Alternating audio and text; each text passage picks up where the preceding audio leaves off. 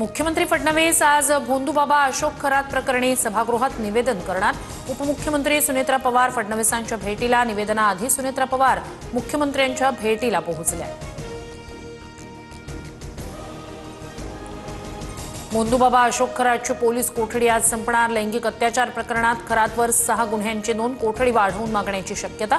नराधम खरातचे विद्यार्थिनींवरही अत्याचार। भोंदूबाबा टोळीवर मकोका लावण्याची तृप्ती देसाईंची मागणी। मिरगावात जात एसआयटी प्रमुख तेजस्वी सातपुते यांची भेट घेणार। भोंदूबाबा 12 मार्चला ऑस्ट्रेलियाला पळून जाणार होता, तृप्ती देसाईंचा दावा।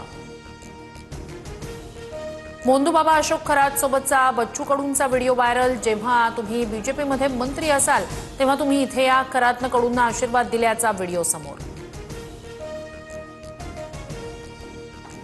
भोंदूबाबा खरातचा आणखी एक काळा कारनामा उघड। खरात 1 किलो मधाची बाटली 9 लाखांना विकत असल्याचा धक्कादायक प्रकार।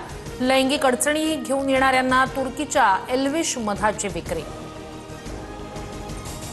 उपमुख्यमंत्री शिंदेंकडून रात्री उशिरा वर्षा निवासस्थानी फडणवीसांची भेट। साताऱ्यासारखे प्रकार खपवून घेणार नाही मोठा भाऊ म्हणून भाजपची सामंजस्याची भूमिका।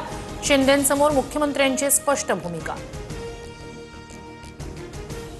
युद्धाच्या काळात भारत शांततेच्या बाजूने, चर्चा आणि संवादच इराण इस्रायल युद्धावर मार्ग।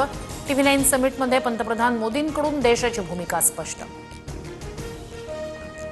मवियाच्या बैठकीत पवारांकडून युद्धस्थिती आणि गॅस टंचाईवरून चिंता व्यक्त। युद्धाची झळ भारताला बसतेय, इतक्या दिवसांनंतर पंतप्रधानांनी भाष्य करणं योग्य बाब नाही, पवारांची प्रतिक्रिया।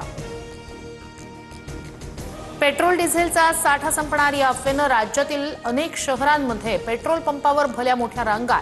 जळगाव, कोल्हापूर, चंद्रपूरमध्ये पंपांवर मोठी गर्दी। पुरवठा सुरळीत करण्याची मागणी। इगतपुरी तालुक्यातील झुगरेवाडी, खडकवाडीत भीषण पाणी टंचाई। महिलांना 5 ते 6 फूट खोल डबक्यातून गढूळ पाणी भरण्याची वेळ। प्रशासनाचं दुर्लक्ष होत असल्याचा महिलांचा आरोप।